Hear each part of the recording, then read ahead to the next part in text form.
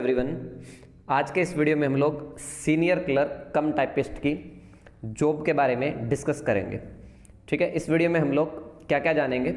इस वीडियो के अंदर हम लोग भाई सीनियर क्लर्क का जॉब प्रोफाइल जानेंगे, उसका क्या क्या वर्क रहता है रेलवे में, सैलरी और जॉब की टाइमिंग्स, उसकी प्रमोशंस और कुछ अदर बातें भाई सीनियर क्लर्क के बारे में।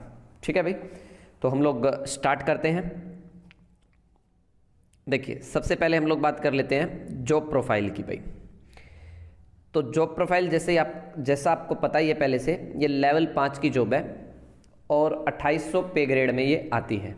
ठीक है भाई, 29,200 इसका बेसिक होता है। ठीक है, वो सब चीज़ें हम लोग आगे डिस्कस भी करेंगे भाई। ये जॉब 9 to 6 जॉब है या 10 to 6 भी कहते हैं कुछ लोग, तो एक लमसम 9 to 6 की एक ऑफिस जॉब है ये। ठीक है, आपको ये भी ध्यान रखना, एक ऑफिस जॉब है ये, कंप्लीटली डेस्क जॉब है। ये ध्यान रखना, ऑफिस जॉब है, ऑफिशियल है एकदम, पूरा ऑफिस का ही काम करना आपको, फील्ड का कोई काम नहीं है इसमें।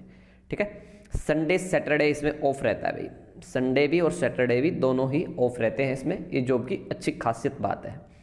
नो नाइट शिफ्ट भाई, कोई रात की ड्यूटी नहीं होती है। ठीक है, डे टाइम पे ही ड्यूटी रहती है भाई। इन्फ्लुएंशियल जॉब है। ठीक है, इन्फ्लुएंशियल जॉब कैसे है भाई? भाई इस जॉब में आपको सबकी सैलरी वगैरह, ठीक है, ये मतलब जो एक बंदे का करियर रहता है किसी भी रेलवे एम्प्लॉय का, ठीक है, जो उसकी वहाँ पे फाइल बनती है, जो उसका करियर है, वो सबका लेखा जोखा सीनियर क्लर्क के पास होता है भाई। ठीक है, बात समझ रहे हो ना? हर आदमी की फाइल जो है सीनियर क्लर्क को तैयार करनी होती है। तो इन्फ्लुएंशियल जॉब इसीलिए है, समझ रहे हो मेरी बात को? ठीक है ना, किसी का भी भाई जो भी आगे उसकी प्रमोशन होनी है, कुछ भी है, ठीक है, जो भी उसको इन फ्यूचर भाई इंक्रीमेंट मिलना है, ट्रांसफ़र होनी है, कुछ भी काम है, मतलब वो सीनियर क्लर्क के हाथ में होता है। तो इसलिए इन्फ्लुएंशियल जॉब है, एक रेप्यूटेड जॉब है। क्लियर है, रेप्यूटेड जॉब है। बड़े बड़े ऑफिशियल्स हैं, बड़े बड़े सीनियर्स जो हैं, ठीक है, वो भी उनसे आपका मिलना जुलना रहता है इस जॉब के अंदर। ठीक है, मान लो भाई कोई बंदा ट्रांसफ़र होके आ रहा है, मान लो दिल्ली से किसी ने अंबाला में ट्रांसफ़र लेना है, अंबाला वाले को दिल्ली में ट्रांसफ़र, आपने म्यूचुअल ट्रांसफ़र लेना है, वो भी एक सीनियर क्लर्क के हाथ में है। अब सीनियर क्लर्क क्या करेगा भाई, आपको मान लो आप दिल्ली से अंबाला जा रहे हो, तो अंबाला वाला सीनियर क्लर्क दिल्ली वाले से बात करेगा, आपकी जो प्रोफाइल, आपकी फाइल, जो सब कुछ डिटेल है वो उससे बात करेगा आपस में। ठीक है, तो भाई मतलब रेप्यूटेड है अच्छा खासा, मतलब इसका सर्कल भी बहुत बड़ा होता है। सीनियर क्लर्क एक दूसरे डिपार्टमेंट के क्लर्कों से भी बात करता रहता है, तो अच्छा बड़ा सर्कल होता है भाई इनका। ठीक है, तो आप समझ गए होगे बात को। वाइड एरिया ऑफ वर्क भाई, वर्किंग एरिया इसका बहुत बड़ा है, मतलब बहुत सारे डिपार्टमेंट हैं रेलवे के जहाँ पे ये जॉब रहती है, मतलब जहाँ भी सैलरी वगैरह का काम है हर डिपार्टमेंट में ही होता है, तो ये इनके हाथ में ही होता है भाई। ठीक है, सैलरी तैयार करना सब कुछ। ठीक है, अब बात कर लेते हैं वर्क ऑफ सीनियर क्लर्क भाई। सीनियर क्लर्क का क्या क्या काम रहता है? मान लो भाई आप एस्टेब्लिश ब्रांच में आ जाते हो, तो वहाँ पे आप पोस्टिंग वगैरह, ट्रांसफ़र वगैरह का काम देखते हो, किसकी पोस्टिंग कहाँ है होनी है, ट्रांसफ़र देखना है, किसको कहाँ करना है, क्या किसने म्यूचुअल लेना है, जो भी है सारा काम आपके हाथ में रहता है।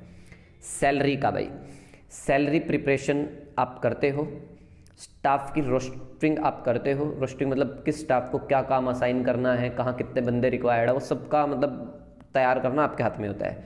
लीव वगैरह है, पास, पहले पास का भी काम होता था, अब तो वो ऑनलाइन होने लग गया है, तो पास वगैरह भी सीनियर क्लर्क ही तैयार करता था सबके।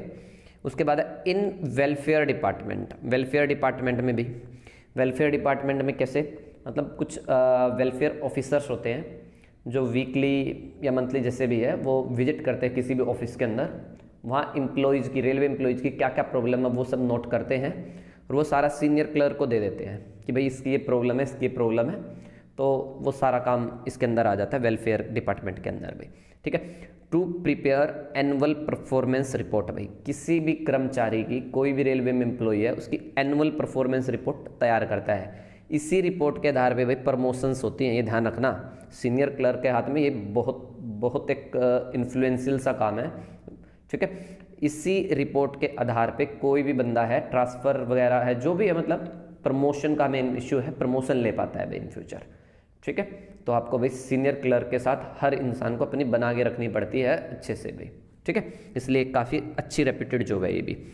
वैकेंसियों का एस्टिमेशन भी, जैसे अभी वैकेंसियाँ निकली है, इन सब का भी एस्टिमेशन, किस डिपार्टमेंट में कितनी पोस्टें हैं, कितनी खाली हैं, वो सब का एस्टिमेशन भी रहता है सीनियर क्लर्क के पास।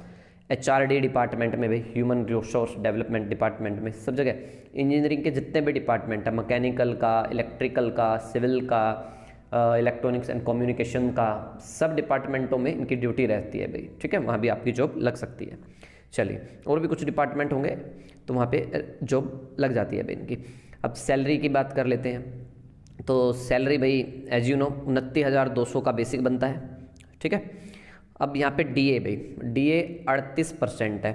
अब कुछ लोग कह भी रहे हैं कि DA बढ़ चुका है, ठीक है, 41%। तो अगर वो मतलब मे बी जब तक आप ज्वाइन करोगे वो 41% ही हो जाएगा।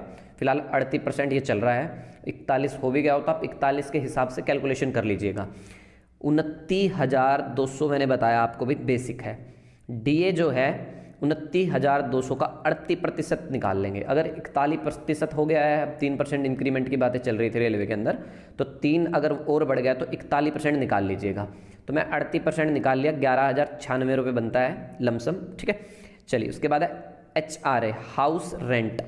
भाई वो सिटी के हिसाब से मिलता है, XYZ, X सिटी में 27, Y सिटी में Z, बाकी जो भी बच गई 9% है भाई, ठीक है।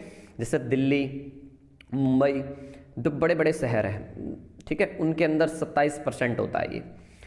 जैसे अंबाला में जाओगे, वो Z सिटी में आता है अंबाला तुम्हारा, तो वो 9% मिलेगा। तो मैंने ये 27% लिया है HRA, ये भी बेसिक का निकलता है, बेसिक का 27% लिया मैंने। ये जो बच्चा दिल्ली में जो पाएगा, हेडक्वार्टर में जॉब मिल जाएगी जिसको भी, तो उनके लिए है, ठीक है।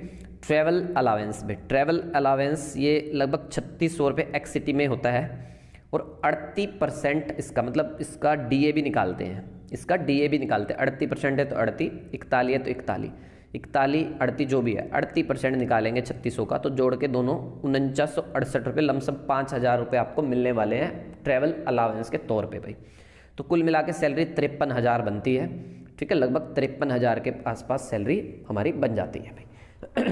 अब इसमें भाई कुछ चीज़ें कटती भी है हमारी। अब देखो वो आप कैलकुलेट कर लेना कि जिस सिटी में लगेगी थोड़ी बहुत कम हो जाती है। जैसे अगर आप Y सिटी में तो 18% या 9% निकलेगा, फिर वो थोड़ा बहुत सैलरी कम हो जाती है, ठीक है, उसी हिसाब से। दूसरी बात भाई NPS होता है हमारा, ठीक है, नेशनल पेंशन स्कीम, उसमें भी पैसा कटता है हमारा 10%। 10% किसका कटता है भाई, ये ध्यान रखिएगा, 10% कटता है बेसिक का और DA का भाई। बेसिक सैलरी का और DA का 10% कटता है, बेसिक का प्लस DA का। अब 29,200 है, 11,000 ये है, तो लगभग 40,000 हो गए। 40,000 का 10% मतलब 4,000 लमसम कट जाएंगे। तो इन हैंड वही आपकी 48 से 49,000 सैलरी पड़ेगी भाई, 48 से 49। और आप छोटी सिटी में हो किसी, वहाँ भी लगभग 45, ये समझ लो कि भाई इन बिटवीन सबको 45 से 50 के आसपास सैलरी पड़ जाती है, ठीक है। सीनियर क्लर्क में भी और लेवल 5 की जितने भी जॉब है सब में लगभग यही सैलरी का सेम सही रहता है, ठीक है। चलिए, हाँ, जिसमें नाइट ड्यूटी होती है, जैसे सीनियर क्लर्क कमर्शियल क्लर्क वाला होता है जो, उसके अंदर भी नाइट शिफ्ट वगैरह होती है, तो वहाँ पे नाइट शिफ्ट का अलाउंस अलग से मिलता है, वहाँ थोड़ी और सैलरी बढ़ जाती है हमारी, ठीक है। चलिए आगे बढ़ते हैं। अब करियर और प्रमोशन की बात करते हैं भाई। इस जॉब में ना सबसे बड़ा ड्रॉबैक प्रमोशन का है, इसमें बहुत स्लो प्रमोशन है बाकी अदर लेवल 5 की जॉब को देखते हुए भाई, ठीक है। तो इसमें भाई सबसे पहले अगर आप भर्ती होते हो सीनियर क्लर्क कम टाइपिस्ट लेवल 5 की जॉब पे, तो भाई आपका 3 से 4 साल के अंदर अंदर आप प्रमोट हो जाओगे ऑफिस सुपरिटेंडेंट पे, या फिर हेड क्लर्क पे आप प्रमोट हो जाओगे, जो 4200 पे ग्रेड में आता है। अच्छी खासी सैलरी बन जाती है 4200 में भाई। फिर उसके बाद 10 से 12 साल लग जाते हैं भाई, ये सबसे बड़ा ड्रॉबैक है। 10 से 12 साल अगली प्रमोशन में लग जाते हैं भाई, ठीक है। अदर जैसे JA की पोस्ट है, other senior clerk, senior commercial clerk जो है वो पोस्ट है, उनमें प्रमोशन 4 से 5 साल के अंदर अंदर हो जाती है। यहाँ पे सबसे ज़्यादा टाइम लगता है 10 से 12 साल का भाई, ठीक है। फिर इससे ऊपर अगर आपको जाना है, मतलब असिस्टेंट पर्सोनल ऑफिसर पे अगर आपको जाना है, APO DPO आ गई है, सीनियर DPO, तो इसके लिए आपको भाई डिपार्टमेंटल एग्जाम क्लियर करना पड़ेगा LDCE का, ठीक है। तो आपको 5 साल बाद, आप 5 साल बाद एलिजिबल हो जाओगे डिपार्टमेंटल एग्जाम के लिए। तो आप डिपार्टमेंटल एग्जाम देकर असिस्टेंट पर्सोनल ऑफिसर डायरेक्ट बन सकते हो, ठीक है। फिर उसके बाद भाई धीरे धीरे 3 साल 5 साल में प्रमोशन होकर डिविजनल पर्सोनल ऑफिसर, फिर सीनियर पर्सोनल ऑफिसर आप बन जाओगे, ठीक है। और इनमें तो सैलरी बहुत अच्छी खासी रहती है, 1-1 लाख समझो 1.5-2 लाख प्लस सैलरी हो जाती है आपकी, ठीक है। चलिए फिर आगे बढ़ते हैं हम लोग, इसमें कुछ अदर बात कर लेते हैं। स्लो प्रमोशन है भाई, मैंने बता दिया आपको पहले ही, ठीक है। तो भाई जो सीनियर क्लर्क होता है अदर डिपार्टमेंट के क्लर्कों के भी टच में रहता है, अदर डिपार्टमेंटों के भी और डिविजन्स के क्लर्क के भी टच में रहता है। तो मतलब भाई जो क्लर्क होता है, सीनियर जो क्लर्क होता है, इसकी भाई अच्छी खासी सर्कल होता है, इनका अच्छा खासा बड़ा सर्कल होता है, ठीक है, क्योंकि एक दूसरे के टच में रहते हैं। चलिए उसके बाद है in touch with higher officials, higher officials के टच में भी रहते हैं, क्योंकि भाई इनको सबका रिकॉर्ड बनाना होता है, सबकी फाइल तैयार इनको करनी होती है, ठीक है। तो आपका भी अच्छा खासा मतलब हायर ऑफिशियल से आपकी अच्छी खासी जानकारी हो जाती है यहाँ पे। और भाई इसके अलावा ये जूनियर क्लर्क जो होते हैं, जो ग्रुप डी से आते हैं, उनको भाई ये काम असाइन करता है, उनको सुपरवाइज भी करता है, ठीक है। जो इनके अंडर आते हैं उनको भी यही काम असाइन करता है, अलॉट करता है और उनको सुपरवाइज भी करता है, ठीक है भाई। इस जॉब के बारे में मैंने आई थिंक कम्प्लीटली आपको बता दिया है। फिर भी अगर आपको कोई डाउट है आप वीडियो में नीचे कमेंट कर सकते हो। ऐसे और वीडियोज़ के लिए आप मेरे चैनल को सब्सक्राइब कर लीजिएगा। एंड इन फ्यूचर भाई जो भी रेलवे से रिलेटेड इन्फॉर्मेशन होगी आपको मेरे चैनल पे जरूर मिल जाएगी। Thank you.